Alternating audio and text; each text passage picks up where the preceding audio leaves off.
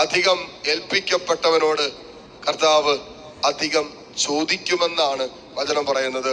അതോടൊപ്പം തന്നെ അധികം ലഭിച്ചവനിൽ നിന്ന് കർത്താവ് അധികം ആവശ്യപ്പെടും. നമ്മൾ അധികമായിട്ട് ഉള്ള അളവിൽ ഇങ്ങനെ സ്വന്തമാക്കിയവരാണ്. അധികമായ അളവിൽ ദൈവത്തിൽ നിന്ന് സ്വന്തമാക്കിയവരാണ് നമ്മൾ. അതുകൊണ്ട് തന്നെ വചനം പറയുന്നതിന് അധികം കർത്താവ് ആവശ്യപ്പെടും. ഈ പശ്ചാത്തലത്തിൽ നിന്നുകൊണ്ടാണ് വചനം പറയുന്നത് എന്ത്? ഉന്നത സ്ഥാനം അലങ്കരിക്കുന്നവർ അവർ കഠിനമായി ശിക്ഷിക്കപ്പെടും.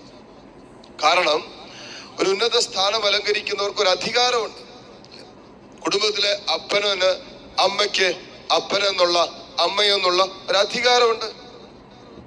അപ്പൊ അധികാരമുള്ളപ്പോ ഒരു കാര്യം കൂടി മനസ്സിലാക്കണം, അധികാരം കൂടുന്നതിനനുസരിച്ച് ഉത്തരവാദിത്വം കൂടും.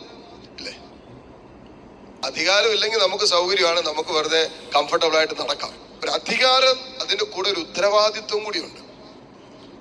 അതുകൊണ്ടാണ് അപ്പോ ദൈവം ഒരു അധികാരം ഏൽപ്പിക്കുമ്പോ അതിന്റെ കൂടെ ഒരു ഉത്തരവാദിത്വം കൂടി കർത്താവ് ഏൽപ്പിക്കുന്നുണ്ട്.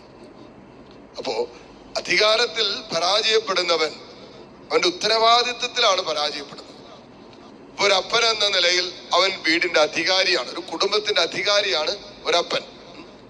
അപ്പൻ്റെതായ ഒത്തിരി ഉത്തരവാദിത്തങ്ങളുണ്ട്. അവൻ അപ്പനായതുകൊണ്ട് തന്നെ മക്കളെ വിശ്വാസത്തിൽ വളർത്തണം, വിശുദ്ധിയുടെ മാതൃക കൊടുക്കണം, മക്കളെ നല്ല വഴിയിലൂടെ നടത്തണം, നന്മ പറഞ്ഞു കൊടുക്കണം, ജീവിത മാതൃക, ഇതൊക്കെ ഉത്തരവാദിത്വത്തിൽ വരുന്നതാണ് ഒരപ്പന്റെ അമ്മയുടെയൊക്കെ. അവിടെ പ്രാർത്ഥന ജീവിതം കണ്ട് മക്കൾ പ്രാർത്ഥിക്കാൻ പഠിക്കണം.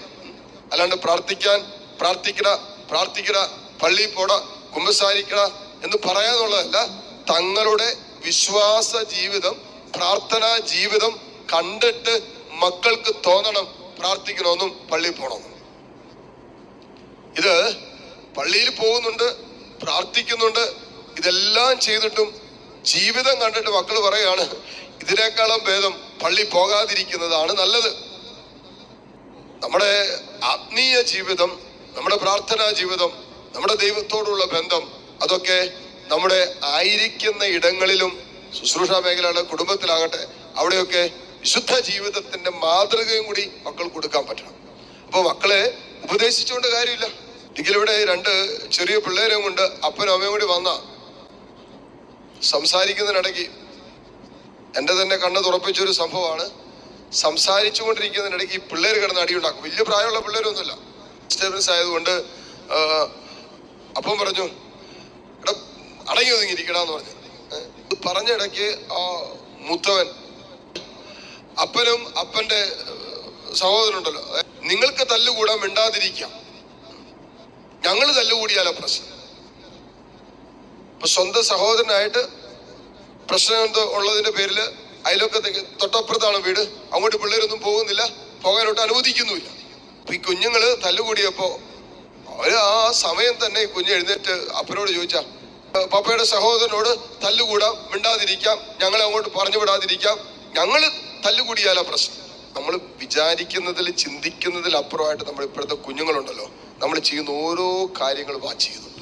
ഇതിന്റെ തലമുറയുടെ ഒരു പ്രത്യേകതയാണ്, നമ്മൾ പറയുന്നതിനപ്പുറം നമ്മൾ എന്ത് ചെയ്യുന്നു എന്നാണ് നിങ്ങൾ നോക്കിയിരിക്കുന്നത്. നമ്മൾ ചെയ്യുന്നത് പോലെ തന്നെ കൃത്യമായിട്ട് അവരത് റിപ്പീറ്റ് ചെയ്യും. അതുകൊണ്ട് മാതാപിതാക്കൾ എന്നുള്ള അധികാരം കുടുംബത്തിലുണ്ട്, അതോടൊപ്പം മാതാപിതാക്കൾ എന്നുള്ള ഉത്തരവാദിത്വവും കുടുംബത്തിലുണ്ട്. ഇത് മറക്കാൻ പറ്റില്ല.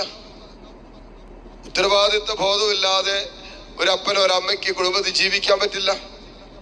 അധികാരം എന്ന് പറയുന്നത് നമ്മൾ വിചാരിക്കുന്ന പോലെ ഒക്കെ നമ്മളിൽ തന്നെ അങ്ങോട്ട് ആശ്രയിക്കാൻ, അതൊന്നുമല്ല.